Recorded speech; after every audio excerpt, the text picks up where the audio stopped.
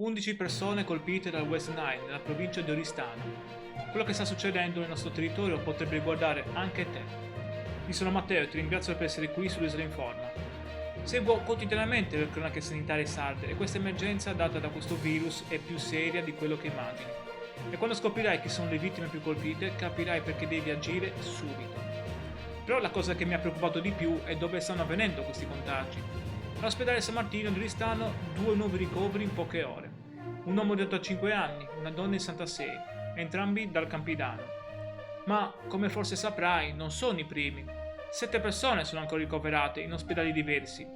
Il virus West Nile non perdona, si trasmette attraverso le zanzare, una puntura, febbre alta, nei casi gravi encefalite. Le autorità sanitarie sono scattate immediatamente con una disinfestazione nel raggio di 200 metri dalle case dei contagiati.